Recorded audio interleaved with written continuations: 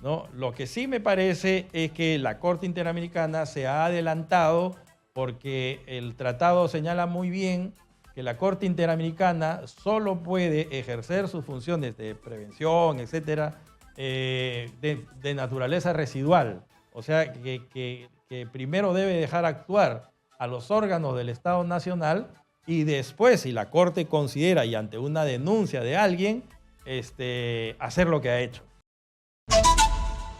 El día de mañana se va a ver en segunda votación este proyecto de ley que se le ha llamado el proyecto de ley este proyecto es de lesa humanidad, no recuerdo muy bien el nombre, pero ha provocado que la Corte Interamericana de Derechos Humanos conceda medidas provisionales a las víctimas de Barrios Altos y la Cantuta contra la ley de impunidad. Según la Corte Interamericana de Derechos Humanos, otorgó estas medidas provisionales a las víctimas de los crímenes de Barrios Altos y la Cantuta, solicitadas ante la decisión del Congreso de aprobar en segunda votación, es lo que va a pasar mañana, una ley que limita la aplicación del delito de lesa humanidad a los sucesos ocurridos a partir de julio del 2002, lo que dejaría en impunidad numerosos casos de graves violaciones a los derechos humanos. Se le ha rotulado como la ley de impunidad. Así no se llama la ley tiene otro nombre, pero ya se le llama la ley de impunidad. Muy bien, nosotros vamos a tratar de comprender de qué se trata esta ley. Le doy la bienvenida, por supuesto, muchas gracias por estar aquí, al expresidente del Tribunal Constitucional, Carlos Messía. Bienvenido, doctor Mesías, y muchas gracias por estar aquí. Por la invitación. Muchas gracias. Mañana se va a ver en el Congreso de la República la segunda votación de esta ley. Muchas personas se preguntan por qué tan rápido, por qué ha avanzado tan rápido. ¿Es una reforma constitucional la ley o no es una reforma constitucional? No es una reforma constitucional. Parece ser que en la primera votación no habría alcanzado el número requerido y ante las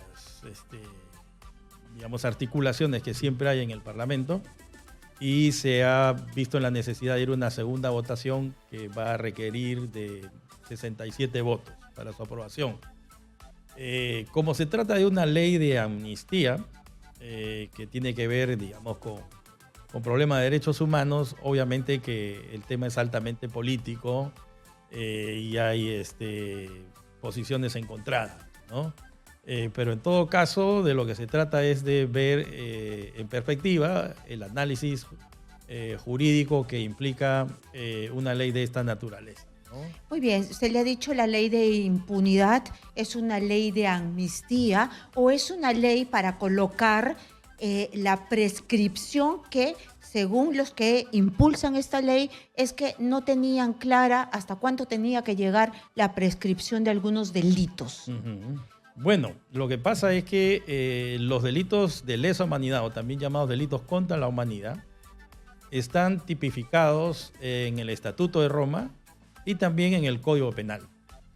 Lo que sucede es que el Perú se adhirió al Estatuto de Roma en el año 2004 haciendo una reserva, o sea, diciendo que el Estatuto de Roma regía pro futuro.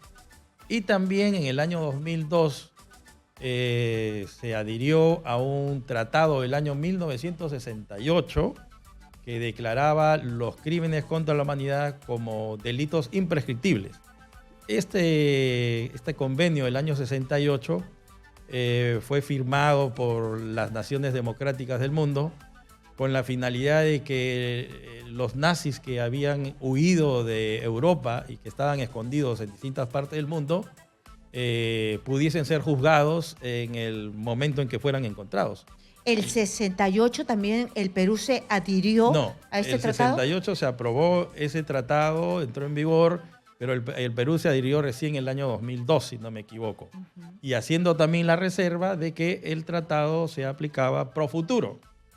Aunque el Tribunal Constitucional en una sentencia señaló de que eso no era posible, que el crimen contra la humanidad, el del 68, sí podía ser aplicado para casos anteriores. Retroactivamente. Entonces, ¿cómo podemos nosotros entender esto? Sí, ¿Desde fíjese. cuándo existe lesa humanidad en nuestro país? 2002, 2004 hacia adelante, 2002, 2004 hacia atrás, siempre. Ahí tenemos un tema que es muy importante tener en cuenta, es que el Estatuto de Roma, o sea, el que aprueba la Constitución y la creación de la Corte Penal Internacional, que justamente es una instancia de naturaleza penal internacional que sirve para perseguir este tipo de delitos, establece que el estatuto es también pro futuro, que no tiene carácter irreversible. Es más, incluso el estatuto sostiene que los delitos contra la humanidad pueden ser indultados si es que la persona ha cumplido con los 2/3 de su pena, ¿no? Ahora, digamos, en el caso que nos interesaría ver, si es que el presidente Fujimori no hubiese sido indultado y todavía seguiría en prisión, la ley de amnistía podría haberlo alcanzado. Pero, digamos, para que pueda cumplirse la ley de amnistía, o sea, los 2/3, él tendría que haber cumplido 16 años en prisión. Entonces, para decirlo en otras palabras, el Estatuto de Roma permite el indulto de los crímenes contra la humanidad cuando se ha cumplido los 2/3 de la pena. En el Perú está consagrado de manera muy particular, como no sucede en otros países, el indulto por razones humanitarias, que es lo que habría sucedido con Fujimori.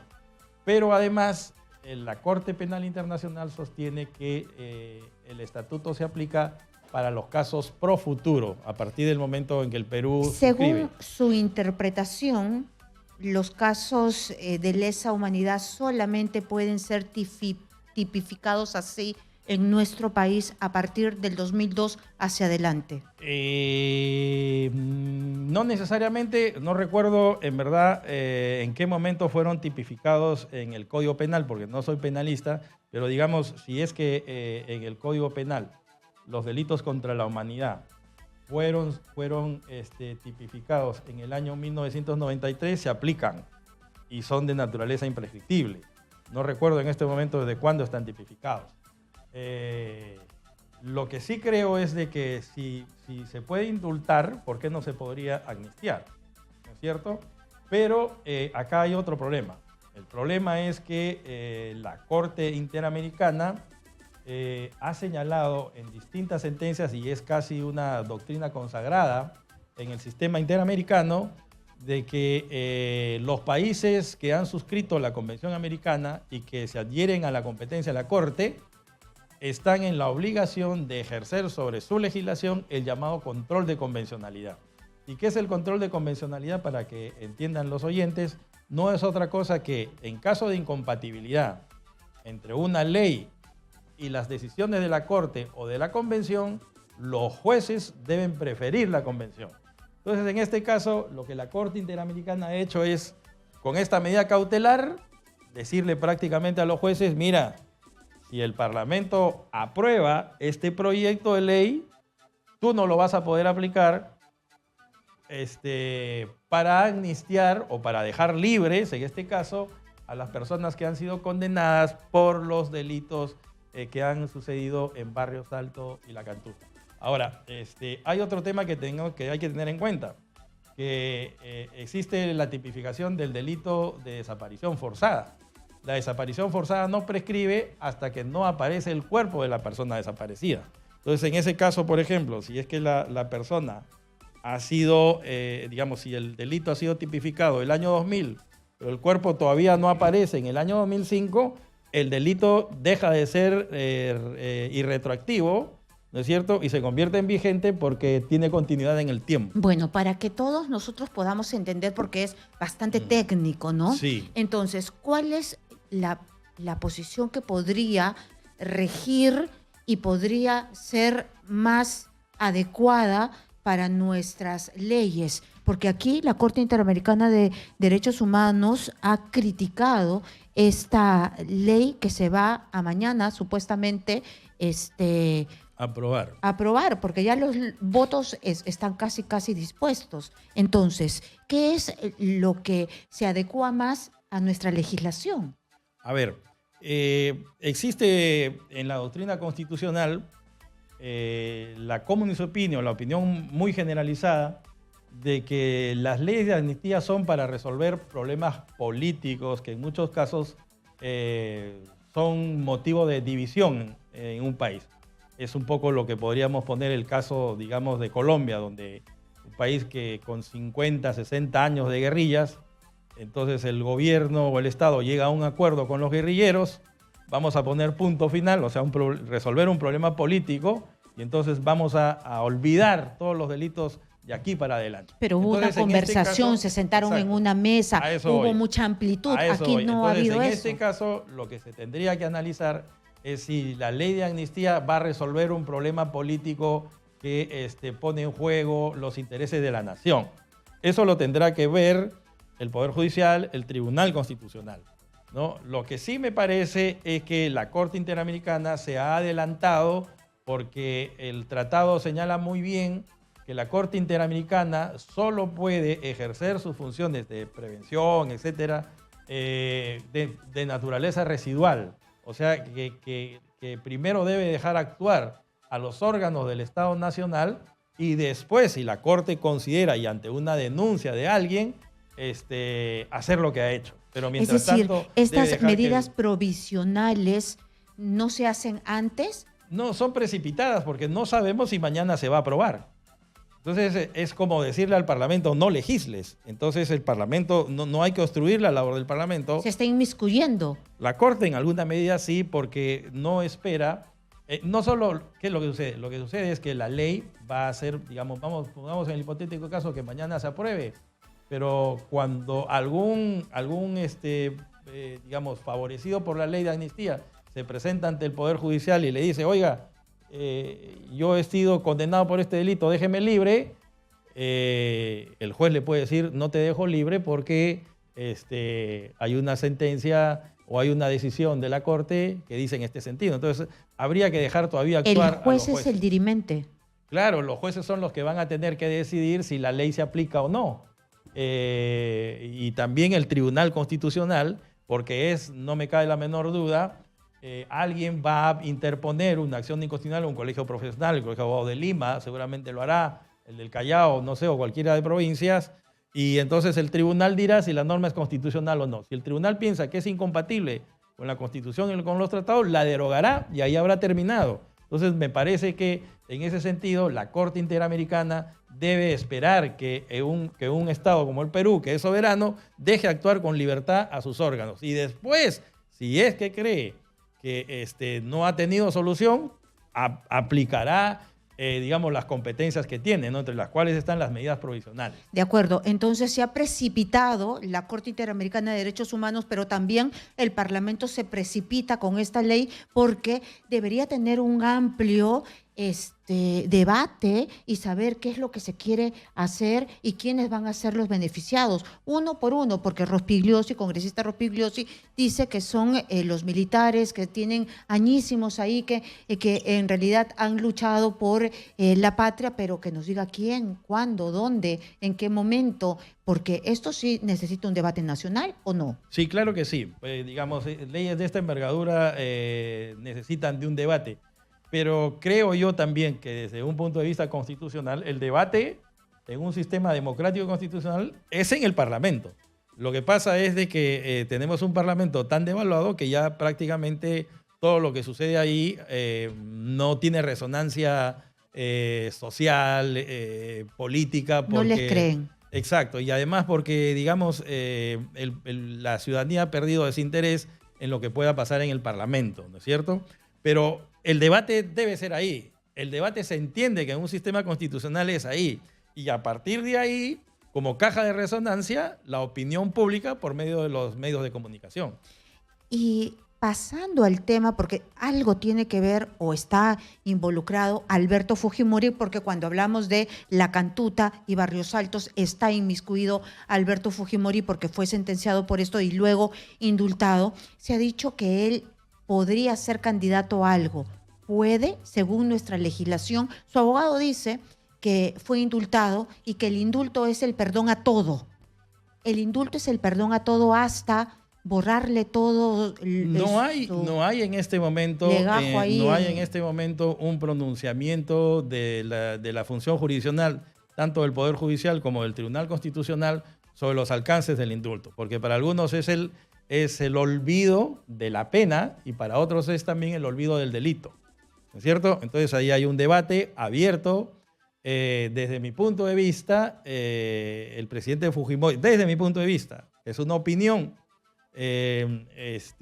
estaría facultado para poder postular en la medida en que ha sido indultado. El perdón implica la resocialización, la rehabilitación y implica también, obviamente, el libre ejercicio del derecho a elegir y ser elegido. Pero tendría que pagar su reparación civil. Bueno, claro que sí, ¿no es cierto? Ese es otro tema. Es que no le pagan. Esas son cosas que tendrá que decidir en su momento el Jurado Nacional de Elecciones, el Poder Judicial, el Tribunal Constitucional. También es otro debate. ¿Qué es lo que se le perdona? Si se le perdona hasta los antecedentes penales que deben estar inscritos en ese documento que le piden a todo el mundo para, por decir, poder postular. Yo creo que se pueden olvidar digamos, hay que borrar los registros porque es parte del perdón. Lo que no me queda muy claro es la parte civil, ¿no? O sea, digamos, la indemnización por los supuestos daños que una persona causa cuando ha cometido un delito, ¿no? Pero si vamos en ese camino, se hubiese borrado incluso Pativilca y sigue siendo él encausado por Pativilca. Pativilca no era un delito que el gobierno de Chile había autorizado. Recién hace, me parece, una semana, la Corte Suprema de Chile ha autorizado al Perú para que investiga al presidente Fujimori por el delito de Pativilca. No, pero Pativilca viene ya como varios meses él estando... Sí, pero digamos es un procedimiento irregular, pues porque un Estado cuando extradita a un ciudadano al país que lo persigue, señala por qué delitos debe ser juzgado, ¿no? Entonces, por ejemplo, y además hay algunas cuestiones técnicas también ahí, por ejemplo, si es que en Chile no existe, vamos a decir, la desaparición forzada, entonces no lo puede extraditar al Perú para que sea juzgado por desaparición forzada, como es el caso de Pativilca, porque el país que extradita no puede entregar a una persona al país que lo persigue por un delito que en su sistema no es delito, ¿no? Entonces esas cosas también hay que ver. Le pongo como ejemplo, ¿no es cierto? Y entonces el país que lo persigue solo lo puede juzgar por los delitos que ha sido entregado. Claro, y en el caso del presidente Fujimori, por ejemplo, él nunca ha sido entregado para que sea juzgado por delitos contra la humanidad. Este sería el primer caso porque se trata de una desaparición forzada. Y además hay un tema que no puedo dejarlo de mencionar, que cómo estamos debatiendo el tema de una persona que supuestamente tiene ganas, porque desde Cuidados Intensivos ha mandado una carta, pero él está resquebrajado en su salud, está en una cama de un hospital, tiene 86 años, está en la capacidad de ser algo, un gobernante. Bueno, a los 86 años él terminaría a los 88 y más 5 años. Sí, mire, ¿Hay límite de edad? No hay límite de edad. Sí, pero debería, no hay límite de edad para postular a la presidencia de la República. Pero acá se produce, desde el punto de vista constitucional, un conflicto entre el derecho personal a guardar reservas sobre tu salud y el conflicto del interés público de la ciudadanía, que necesita saber en qué condiciones va a elegir a un presidente de la República. Porque quiero ponerle un ejemplo. Fíjese, algo que no se supo era que el presidente Valentín Paniagua, cuando dejó el gobierno transitorio que lideró, postuló a la presidencia de la República. Y sin embargo, él postuló cuando ya estaba enfermo de cáncer y era un enfermo terminal. Entonces, la ciudadanía, y él no lo dijo, no conoció que Valentín Paniagua era un candidato, digamos, con una enfermedad terminal. Entonces, en ese caso, no hubiéramos elegido a Valentín Paniagua, sino a su vicepresidente. Entonces, por eso es muy importante que la ciudadanía sepa si es que el presidente Fujimori va a postular, que tiene Claro. la situación en la que se encuentra su salud, y además quién va en el segundo lugar, ¿no es cierto? Porque es muy probable que él no termine los 5 años y entonces terminemos eligiendo a 2 candidatos, al presidente Fujimori y a quien lo reemplazaría Claro. después de su hipotético fallecimiento, que no hay que decirlo porque de repente, como nadie tiene la vida comprada, nos morimos nosotros primero, ¿no? Así es, pero hasta para firmar o para vender, una persona después de los 80 años creo que tiene que hacerse un examen psiquiátrico. Creo que de los 75. 75. No recuerdo bien, del notario. Imagínese, Sí. ya se habría pasado Pero mucho ese es más. un problema de naturaleza civil y la elección de un presidente es un tema estrictamente de naturaleza política y constitucional que se manejan con otras digamos, criterios. Es igual, se elige a los congresistas de la República a un cargo tan importante y no se les pide ni siquiera Nada. quinto de primaria, solo que tengan 18 años, ¿no? ¿Por qué? Porque es un criterio político el que se maneja ahí, que no es necesariamente el que se maneja en el derecho civil.